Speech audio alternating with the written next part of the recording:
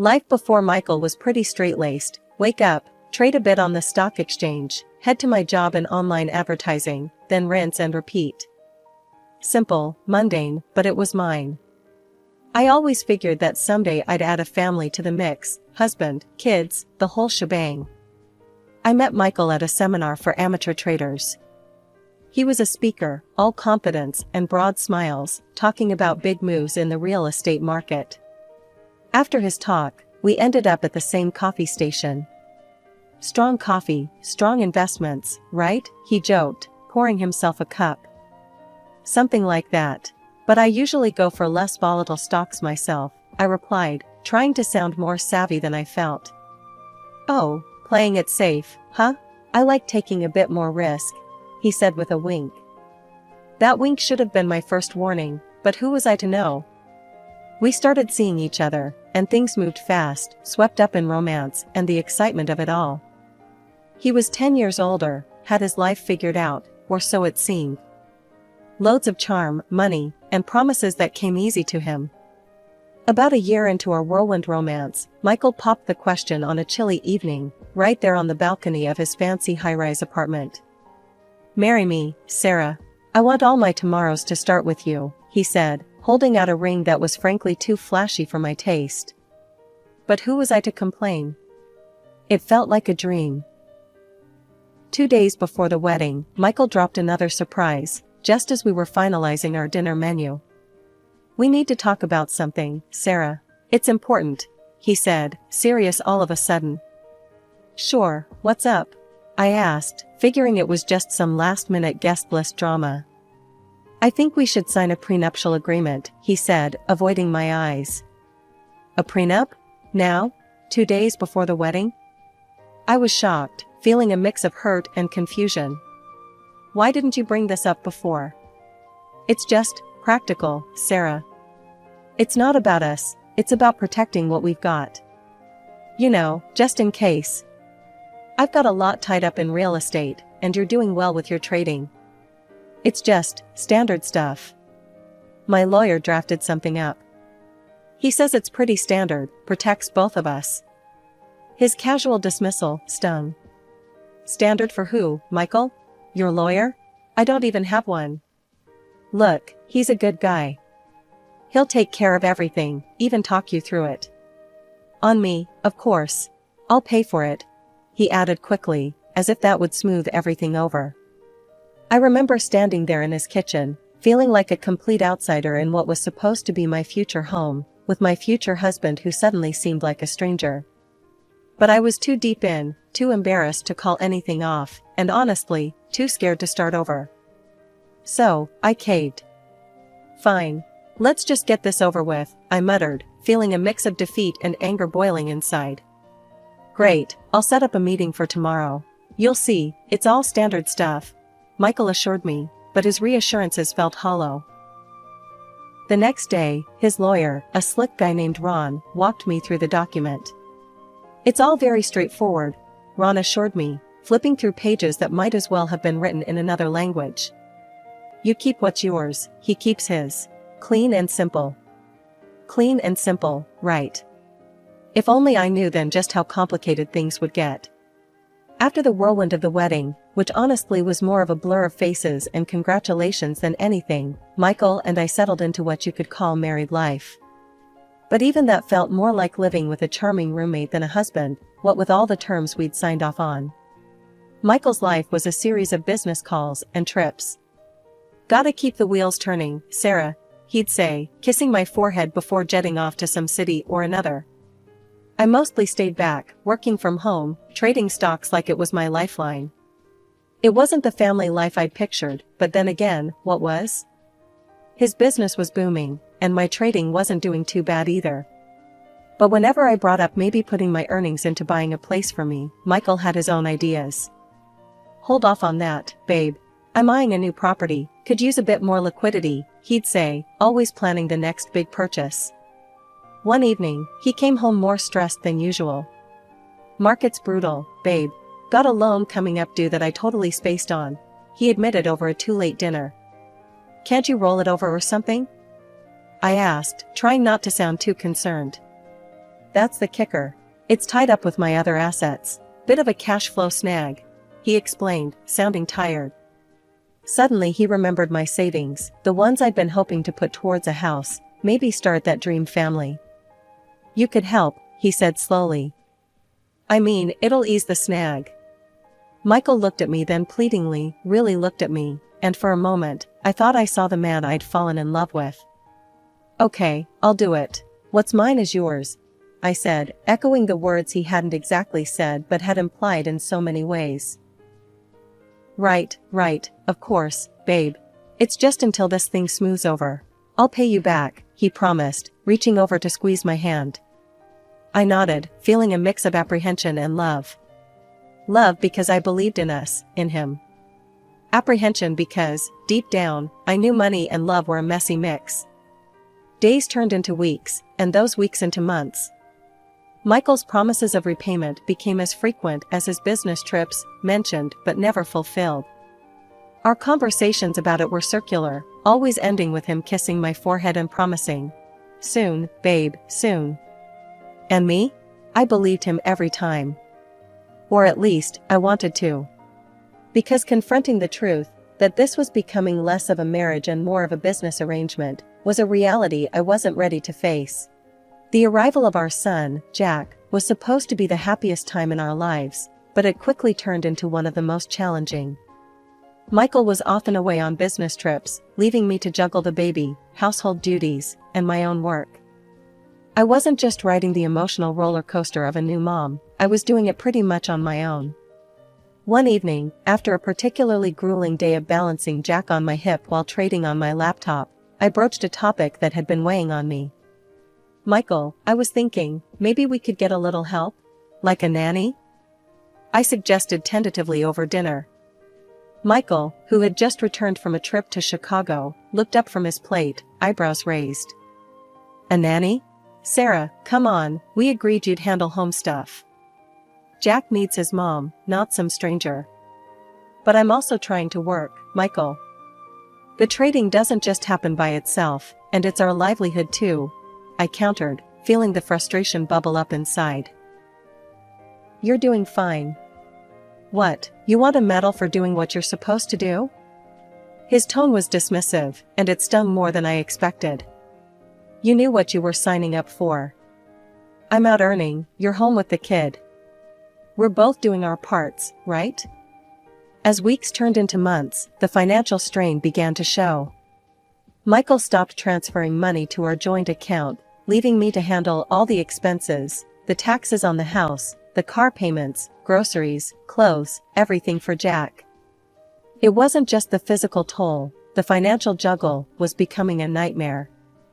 One night, after paying the latest batch of bills and realizing my account was running dangerously low, I confronted Michael. He had just come back from another trip and was in a surly mood. "Michael, the joint account is dry. I had to use my savings to cover everything these last few months. When can you transfer some money?" I asked, trying to keep my voice steady. He scoffed, tossing his keys on the table. "Oh, come on, Sarah. You live in my house, drive my car, and you're still complaining? You should be grateful." "Grateful? Michael, I am managing everything here while you're gone. I'm not asking for thanks, but I need support," I said, my voice rising in frustration. "Look, I'm dealing with a lot right now. The business needs every penny." "You're not the only one with pressures, Sarah," he retorted before heading off to the shower, effectively ending the conversation. It was clear I was on my own. I couldn't rely on Michael, I needed to ensure financial security for myself and Jack. That's when I threw myself into stock trading more seriously. Each day, after Jack fell asleep, I'd stay up, researching and making trades. Slowly, my account began to grow, bolstered by a series of successful deals. Keeping this a secret from Michael felt wrong, but necessary. He had made it clear that his money was his. Well, mine would be mine. I set up a separate account he didn't know about, moving my trading profits there. It was the only slice of independence I felt I could cling to. Jack was growing up fast, and with him, the daily logistics were becoming more complicated. The old car we had was barely hanging on, not nearly spacious enough for his stroller and all the paraphernalia that seemed necessary whenever we stepped out the door. One morning, while Michael was sipping his coffee and scrolling through his phone, I brought up the topic. "I need a new car, Michael. The trunk in this one just isn't cutting it for Jack's stuff." He didn't look up from his screen. "And you're telling me this why? Planning to make me pay for it?" "No, I've got it covered. I've been saving up from trading," I replied, trying to keep my voice even. That got his attention. His eyes narrowed as he put down his phone. "Oh, you've got money, huh? Well, that's great because I need some cash. The business could use a boost right now." I couldn't believe what I was hearing. "Again with the money? What about the money I lent you before? You promised to pay that back, and you haven't. I need a car for Jack, not to sink more into your endless business needs." He shrugged, a smirk forming. "Business is what keeps us living in style, Sarah. You should know that by now. Help me out, and I'll get you a new car later." I stood my ground this time. "No, Michael. No more. I need to take care of our son. I'm buying the car with or without your help." For a moment, he looked shocked, like he couldn't believe I was defying him. Then his expression hardened. "Fine. How about this? If you're so set on this path, maybe we shouldn't be together. You want to split? Because trust me, you won't get a dime in the divorce. Remember that prenup you signed?" His words were like a slap. I knew the prenup was there, but his threat to use it so bluntly was still a shock. "If that's how you see our marriage, then maybe a divorce is the best thing," I said quietly, the reality of our crumbling relationship hitting me all at once. "Fine by me. But remember, you leave with what you came with, nothing. And you'll need to find a new place to live. Consider this your 3-day notice," he said coldly, pulling out a drawer and tossing the prenuptial agreement on the table between us. I glanced at the document, the unfairness of it all burning in my chest. "You think you can just throw me and Jack out like we're nothing? I've been here through everything, supporting you, never asking for anything more than what I put into this family." He laughed, a harsh sound that echoed in the empty room. "You think any of that matters? I've got the best lawyers. Don't try to fight me, Sarah. You'll lose. And don't think about taking anything from here, or I'll sue." Packing was a blur of tears and determination. I collected mine and Jack's belongings, leaving behind everything that Michael could claim as his. I wasn't going to give him any reason to come after me legally. The apartment I found was small, but it was ours, and it was close to Jack's kindergarten, which made life a little easier. Every day, as I walked him to school, I felt a bit more grounded, a bit more like I could do this, raise my son and rebuild our lives. The stock market became my sanctuary and my battlefield. I traded with a ferocity born of necessity, the need to provide for Jack and keep us afloat without any help from Michael. Nights were the hardest, after Jack went to bed and the world quieted down. That's when the doubts and the loneliness crept in. But every time I wanted to give in to despair, I'd look at the numbers climbing in my account, and I'd find the strength to keep pushing. Divorce proceedings were as cold and swift as Michael's farewell. The prenuptial agreement held up, leaving me with nothing but child support, which was a pittance compared to what Michael made. He fought dirty, too, throwing around threats to take Jack if I pushed for any of the money I'd lent him for that so-called urgent loan. It was during one of those mornings, dropping Jack off at kindergarten, that I met Laura. She was the mother of Emily, a little girl with a wild mop of curls and a laugh that could light up a room. Laura and I hit it off immediately, often finding ourselves chatting long after the kids had scampered off to their morning activities. One sunny afternoon, as we watched our kids play, Laura turned to me, her expression curious. "You always seem so together, Sarah. How do you do it?" "I mean, I struggle, and it's just me." I shrugged, my eyes on Jack, who was busy constructing a sandcastle. "I guess you just learn to cope, you know? Keep pushing through." We talk about everything and nothing, movies, books, our wild dreams of vacations in exotic places. But I never brought up Michael or the divorce. That part of my life was locked away, a chapter one was determined to close. One day, as we watched Jack and Emily scramble up the steps of a slide, Laura nudged me gently. You know, if you ever need to talk about anything, I'm here. Us single moms have to stick together. I smiled, the warmth from her offer spreading through me. Thanks, Laura. That means a lot. After a particularly good day on the stock exchange, I felt a rare surge of optimism. Maybe it was the adrenaline from the win, or maybe I just needed a change of scenery from the usual routine. Whatever it was, I called up Laura and suggested dinner at a new restaurant downtown. Sounds like a celebration is in order. What's the occasion? Laura asked as we settled into our seats at the chic, softly lit venue. Just a good day at work, I replied, trying to keep it casual, but inside I was buzzing.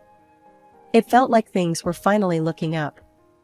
As we sipped on our drinks and chatted about mundane things like kindergarten antics and weekend plans, I felt the weight of the past months lighten a bit. But just as I was beginning to relax, a familiar voice chilled the air around us. Well, if it isn't Sarah. Looking a bit rough, aren't we? Michael's voice was unmistakable. I looked up to see him standing there, smirking, with a woman clinging to his arm. I felt my face flush, a mix of embarrassment and anger. Michael, I greeted stiffly, wishing the earth would swallow me whole. And this is Vanessa, my fiancée. Isn't she just stunning? Vanessa gave a tight-lipped smile, eyeing me up and down with thinly veiled disdain. Yes, Michael always did have a taste for, well, never mind. Nice to meet you, Sarah. Michael leaned in, lowering his voice, though not his malice. Seriously, Sarah, you look like you've aged a decade. What happened to you? I remained silent, not trusting myself to speak without my voice shaking. Laura, however, was not about to let it slide. Sarah's doing just fine, better even.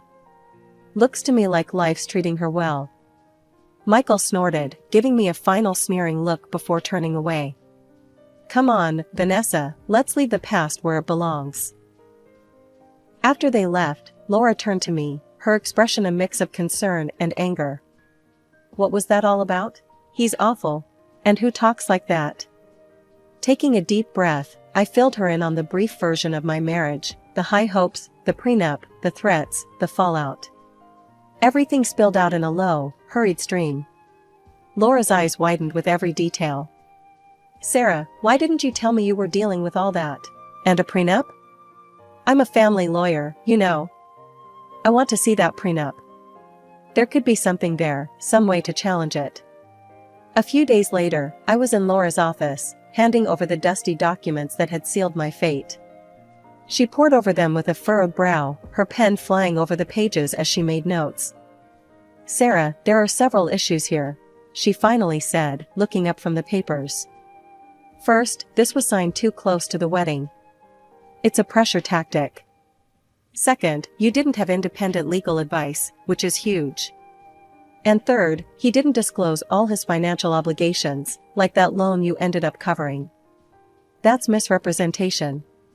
My heart raced as she laid out each point. It means, Laura continued with a smile, that we might just be able to challenge this. We've got a real shot here, Sarah.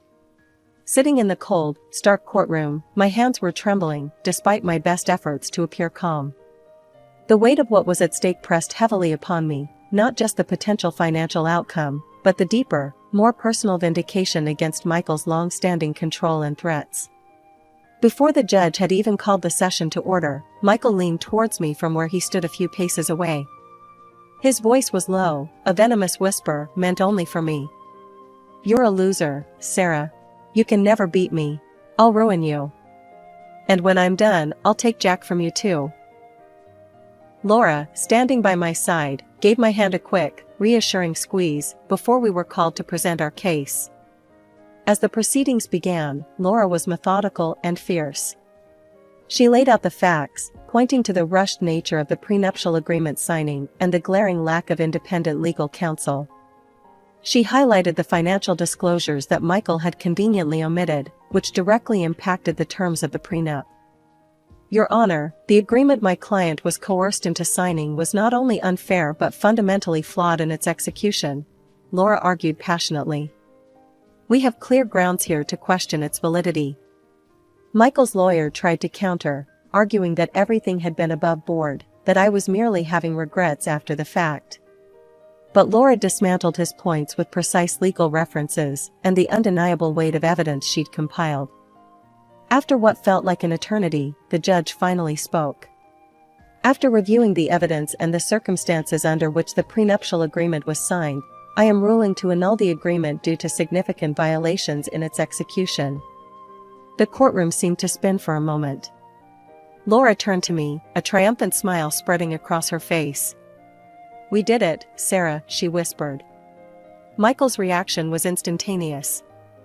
His face turned a shade of red I'd never seen before as he stood up, his chair clattering behind him. This isn't over. You won't get a dime from me, he shouted, his voice echoing off the high ceilings. The judge warned him to settle down, but Michael's fury was palpable. As we left the courthouse, he followed, his threats spewing out like venom. I turned on my dictaphone and let it record every bitter word, every promise of revenge. You'll regret this, Sarah. I'll make sure of it, he hissed as we walked down the courthouse steps. Later, at the police station, I played the recording. An officer took notes, his expression growing increasingly concerned with each threat uttered. We'll give him a warning. He's not to contact you or approach you. Any further incidents, and we'll take more serious action, he promised. As I left the police station, the legal documents confirming my ownership of 2 city center apartments and several commercial properties securely in my bag, I felt a mix of exhaustion and exhilaration. Over $2 million in assets, it was almost impossible to comprehend. But more than the financial security, it was the freedom from Michael's shadow that felt like my true victory. The passive income from renting out real estate was more than enough to provide for Jack and me, and it allowed me to cut back on the frantic trading that had consumed so much of my time. These days, I spend a lot more time with Jack. He's growing up fast, and every moment with him feels precious. We often visit the park, and I watch him play, his laughter mingling with the breeze. One sunny afternoon, as Jack played on the swings, Laura joined us, her daughter Emily in tow. She plopped down on the bench next to me, a smile spreading across her face. You look good, Sarah. Really good. Like a weight's been lifted, she observed, handing me a cup of coffee she'd picked up on her way. Thanks, Laura. It feels that way, too, I replied, taking a grateful sip of the coffee. I'm thinking about buying a house, you know, a real home for Jack and me. Something with a garden, maybe even a place for a dog. As we talked, the conversation shifted to Michael and how dramatically things had changed. Laura kept up with the legal community grapevine, which had plenty to say about my ex-husband's downfall. Word is, Michael's not doing so well.